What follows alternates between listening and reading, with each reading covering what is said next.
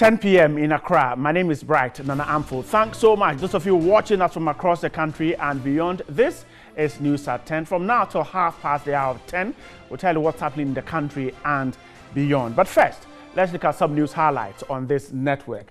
Now, President Nana Addo Dankwa Akufo-Addo has received letters of credence from some 6 ambassadors at the Flagstaff House in Accra. The president urged them to work towards strengthening cooperation in areas of trade and investment. The president distributing those, receiving those ambassadors at his office at the Flagstaff House in Accra. The family of the late Captain Adam Mahama has cautioned the public to stop politicizing his death.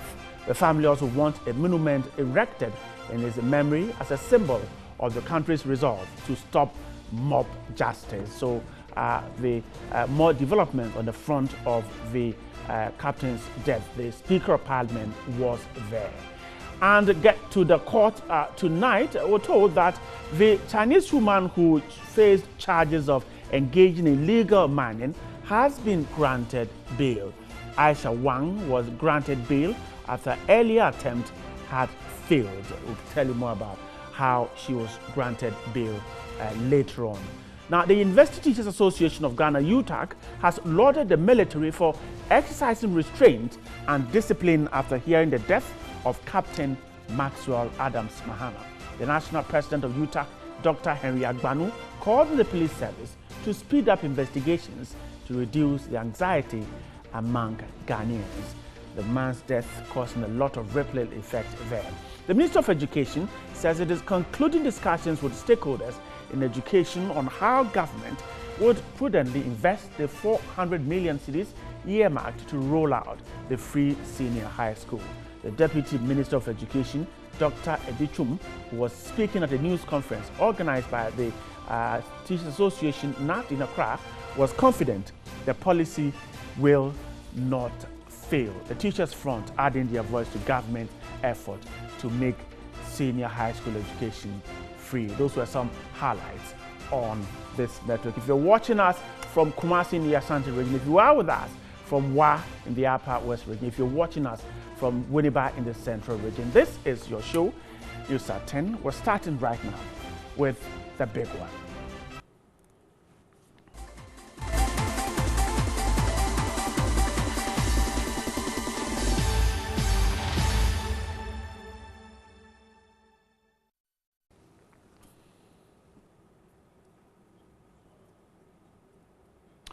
You can join us with social media comment on our social media platform. They're all active now. Let's start from here. Now, 16 persons have so far been arrested by the Ghana Police Service as people linked to the brutal killing of Captain Maxwell Mahama. The IGP, David Asante Apietu, gave assurance that the police will intensify investigations to bring perpetrators to book. The killing of the late Captain Mahama informed the agenda of the press conference at the police headquarters. Preliminary investigations by the police CID shows that Captain Mahama left his base at Diaso in the Central Region at about 8 a.m. Monday to embark on a 20-kilometer walk. By 9:25 a.m., he had walked about 10 kilometers to a place at the outskirts of Dencharabuasi village where a number of women were selling food items by the roadside. The deceased stopped to interact with the women and even bought some snails, which he left with the woman to pick up later on his return from the walk. This was the genesis of his ordeal. Soon after he left the women, one of them telephoned the assemblyman of Dencharabuasi, William Ba, to report what they had seen. Without verifying their information, the assemblyman mobilized the townfolk to prepare to attack an armed robber who had been sighted by the woman who sold at the outskirts of the town. As soon as the assemblyman and his two-man team spotted the deceased with sidearm, they accosted him without giving him the opportunity to identify himself. He was finally killed at about 10 a.m. after an attempt to save his life by jumping from different motorbikes and a timber truck, all failed. The Inspector General of Police, David Asante Apietu, condemned the action and explained that whilst the police does its best to bring perpetrators to book, they will put strict measures in place to ensure that anyone who takes part in mob action faces the full rigors of the law. The police service, which I head, has already started putting measures in place to eradicate these acts of impunity. These measures include stern enforcement of the law, liaising with other relevant institutions to embark on massive public education, strengthening criminal investigations, and taking community policing to a higher level. All these are included in the major transformation agenda being pursued by the police to professionalize the service. The late captain had been in the town for 3 weeks to relieve a colleague who was inspecting Galamsey activities. The woman who raised the alarm has been identified but is yet to be apprehended. The investigations is focused on persons whose actions caused the death of the deceased. We're still on the issue of the killing of Captain Maxwell Mahama. The University Teachers Association of Ghana, UTAG, has lauded the military for exercising restraint and discipline after hearing the death of Captain Maxwell Mahama. The national president of UTAG, Dr. Harry Agbanu, called on the police service to speed up investigations to reduce the anxiety among Ghanaians. UTAG says its members nationwide were devastated after viewing on social media the gruesome murder of the military officer, describing the act as barbaric. The association has therefore lauded the efforts by the Ghana Police Service to commence investigations into the incident. But the national president, Dr. Harry Agbanu, pleaded with the police service to speed up with investigations. He was of the view outcomes of the investigations should be properly implemented without fear or favor. If people know that when criminals or lawbreakers are sent to court, are taken to the judicial system, they will receive proportionate punishment for the crimes they commit. I don't think that people will decide that whoever we consider to be a criminal, who would exert our own punishment on that individual. Already, the Ghana Armed Forces have been incensed after the death of the captain. Some have even pleaded with the Chief of Defense Staff to allow the military to conduct its own investigations. But the president of UTAG said the restraint and discipline by the military is a good sign of transformation in the service. It is so natural, so normal for people to be angry over the dastardly killing of a friend. So rightfully, the soldiers have every right to be so angry yesterday. But it takes leadership to be able to, calm them down. So we salute the leadership of the Ghana Armed Forces.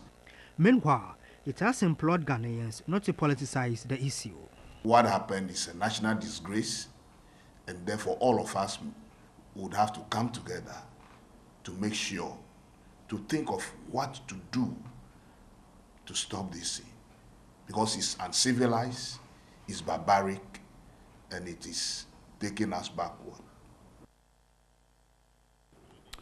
Well, let's stay on this issue and speak to the Chief Psychiatrist and the Chief Executive of the Mental Health Authority, Dr. Kwesi Osei. He's just joined me on the phone lines. Dr. Osei, thanks so much for your time tonight. Pleasure. Let's start from here. For the family, the immediate family and the extended family of Captain Mahama, what will be the basic psychological need at the moment? Well, to start with, good evening to your cherished viewers, and I want to add my words to the condolences that have been expressed to the bereaved family members, the immediate and the extended. What will be going through them, indeed, looking at the dastardly nature and the cruelty behind the act, and the unfortunate spread of the videos that have been going viral, and they witnessing it, they could go through what we call post-traumatic stress disorder. It might be so traumatizing to them that if you really don't manage that situation, then anything that the lady sees or remembers the scene, it becomes a flashback through her mind, and that can lead to unfortunate psychological breakdown. So you really need to be able to manage it. She is obviously going through trauma, and I believe that she will be taken through some counseling of some sort. In fact, the support, massive support that the whole nation is giving will go a long way to assuage her pain. But we need to continue to give that counseling, that support, so that we don't get, as I said, the post-traumatic stress disorder that could follow. That is something we need to recognize. I see. So in these times, you find people expressing condolences to the family, people trying as much as possible to be part of that family, to assure them that they are with them, they are lending that support. Is that enough to calm down the nerves of these persons, the family, the children, the extended family? Is that kind of, that show of belongingness, is it enough to help them? I think you need to go further to give professional counseling to the lady in particular. And of course to the father, the mother, the uncle. But the lady in particular, the children might be too young to appreciate what is happening. But the lady herself certainly will need to go through professional counseling. The massive support she's getting is very good. By what I'm saying, that we will need to go further, and I trust that will be made available to her. I believe in the military, in the environment, you will have that professional services, and I will certainly strongly recommend that you need that to support her. I see. For the army, the organization that he belongs to, perhaps you would say that because of their training, his passing might not have that huge impact on them, as far as their professional work is concerned. Is that how you would describe it? Come again, I didn't get that point. I'm asking that the army from which Captain Maxwell comes from, his passing and the way he passed on, do you see any impact on the work of the officers who saw what has happened to him? I think the officers, well, they being the officers they are, I'm sure that they would have gone through some such phenomena. But to think of it that your own countrymen will be doing this to you, your own people will be doing this to you, is certainly not going to be easy to accept. But I believe that they'll be able to get over that. They're professional as they are, and being trained to be able to withstand violence and whatnot, I believe they'll be able to get over that. But in the short term, humans as they are, notwithstanding their professions, humans as they are, they will feel hurt, they will feel some amount of trauma. But I believe that their professionalism will be able to get the better of them so that they will be able to stand that. I see. We have always spoken about the fact that every human being has some level of insanity. It can happen to any person at all. What do you think would push people psychologically to try to kill a fellow human being, even though he's done something wrong? We tend to say that everybody has got some amount of insanity. It's not exactly so, actually. But what is really true is that everybody, in fact, there's a very thin line between normal in inverted commas and abnormal in inverted commas. Anybody can be pushed to an extreme or a situation that you could behave like, so to speak, an animal. If that is what people say, that it meant there was some kind of insanity in you which hadn't shown up, that's a different thing. But really, it is not exactly so that we all have it. But the substantive point in the question is that what could have pushed people to behave this way? From the report that we are getting, I believe that the full picture has not come out yet, and in due course we'll get it. But from the little, there seems to be a certain subculture of violence and aggression in the people amongst the townsfolk there, a certain subculture of violence and aggression. Because reports are clear that this is not the first time that something of that nature has gone on and whatnot. And that is quite disturbing. But that tells me that you will need to look at that society, the background, what may have happened to them some 10, 20 years back. Is it possible that they've gone through some traumatic situation that has left some imprint in their collective psyche that makes them feel like we can behave this way towards anybody? Now, if that is the situation, and I would not be surprised that if you go through the past in that area, you might find some situations like that, then they seeing somebody thinking an armed robber, whatever it is, they transfer a certain kind of hatred onto this person, and they will react viciously to him. In actual fact, their reaction is not directly targeted towards this person they're seeing, but it is a transfer of a hatred that is harbored over the years that they are transferring onto this person who happens to be there at that time. So he happens to be a victim of their hatred is harbored all over the years. We call this phenomenon transference. So that kind of emotions and hatred have been transferred onto this person. And then at the time that the collective decision, the mob action, and you know, the crowd or mob psychology is such that the individual thinking is somehow subsumed, and the collective will is what is prevailing. And the most dominant person is the one who, so to speak, leads the crowd. So what that person says is what everybody does. And this person, or once, as I said, because of the transference that the experience we have had in the past, leading to this transference to this person, they treat him as, so to speak, an enemy, and they attack him from all angles. And when the person solves, in fact, when they are treating him as the enemy, they imagine the most dangerous enemy they are beating, like a lion, like a snake, and they treat him that way.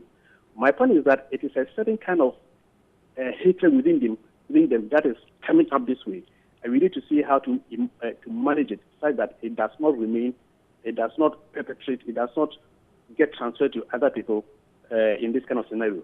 That will need to be managed very well. Okay. Dr. Kwesi, I'm grateful for your time tonight. He is the Chief Psychiatrist and Chief Executive Officer of the Mental Health Authority there, talking to me about the killing of Captain Maxwell Mahama. That's a developing story. We'll tell you more about that. But that's it for the big one. But we'll still tell you more about this particular issue because Dr. Osei particularly said that there's some subculture of violence and aggression in some people. We'll talk about that when we come back from the break. Stay with us. This is News at 10.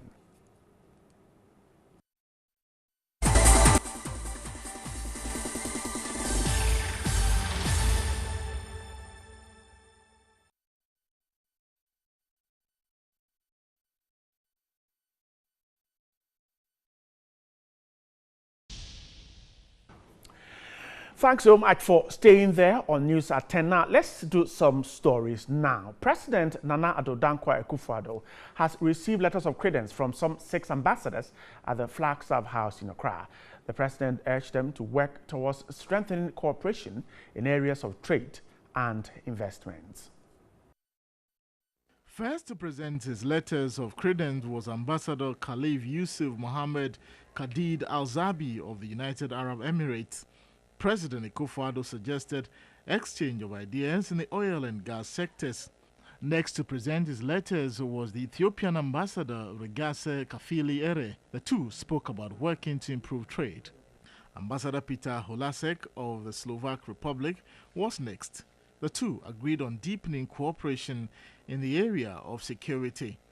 We need to have some trade agreements, economic agreements, double taxation agreements or investment agreements. And this would be very, very, very strong precondition to do and to fulfill and to promote relations between our countries. There are many areas we can cooperate. Ghanaians have now started going to school in Slovak, want to intensify that process, because I believe that in many areas, in engineering, technical education, we have much that we can benefit from. Also at the Flagstaff House to present their letters were Ambassador Andrzej Dycha of the Republic of Poland, Ambassador Stanislav Kumanzi of the Republic of Rwanda, and Ambassador Hawazi bin Daipi of Singapore.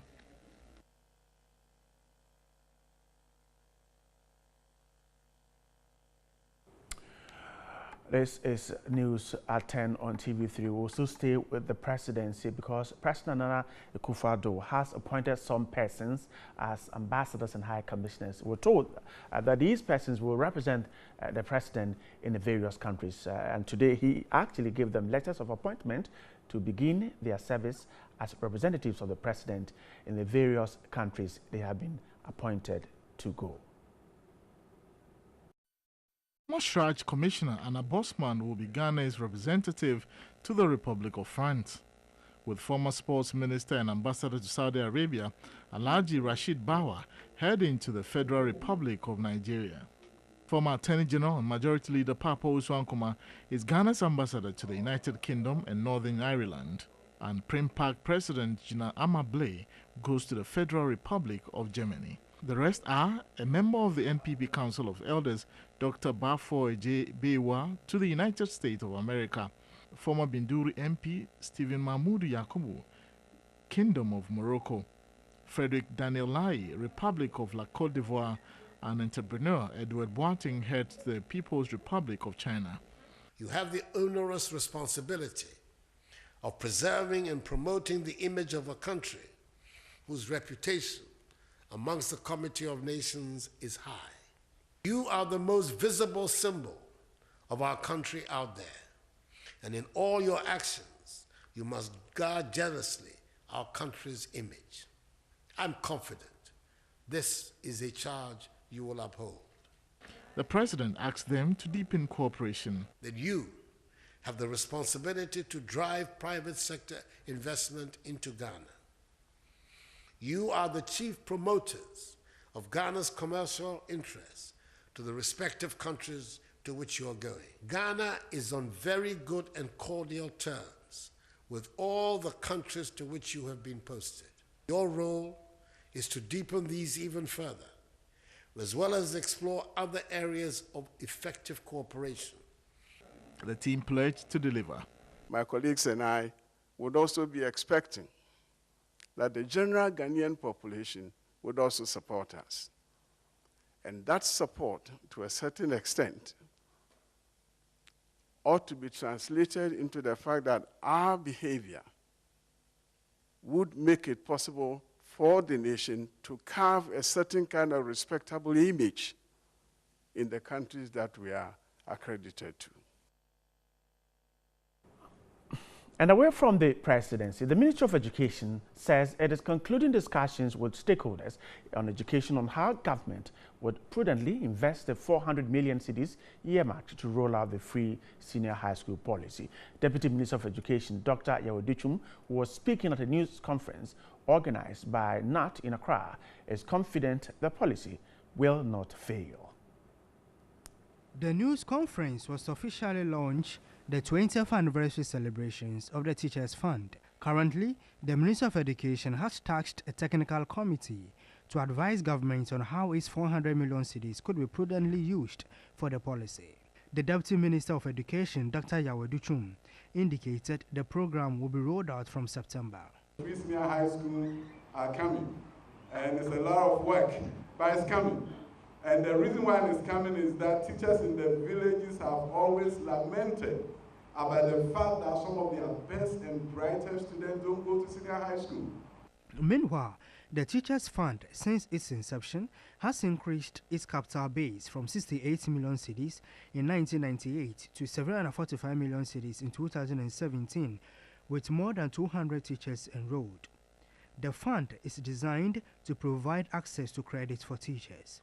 David Ofore-Champon is the General Secretary of NAT. To provide access to credit purchases of household consumer items to members on credit, and engage in real estate ventures by addressing the accommodation needs of members and engaging in the construction and rental of hostel facilities and office accommodation. A former General Secretary of Finance, Irene Duncan Danusa, emphasized the need for government to support the fund. Teachers getting into the world of business, we do not presume to know everything. So we need others to come and help us. So I think we should be open. We should be very open-minded and be able to take any suggestions that come. And also those that will not help us, we should not hesitate to put aside. An investment economist, Kwame Pianim, underscored the relevance in instituting the fund to complement the pension benefits of members. And for those of you who stayed out there to be part of the show, we're grateful that you spend your 30 minutes tonight with us. Thanks so much for staying there for us. And of course, that's how we're wrapping up the show tonight. My guests, my guys in the studio, Nana Boache, Christopher Soa, Stephen Nete, my cameraman, grateful for your time with us, Ebenezer Tete, and Theophilus Clotte, my son, and other technical guys, Manasseh Dako, Abed Mensah, and Ben Mensah, and of course, Samuel Owusu-Ntwi. The show was put together by Daniel Opoku, studio director, Richard Bruce Lamte. My name is Bright Nanamfo. Have a great evening, but stay right here on TV3. Good night.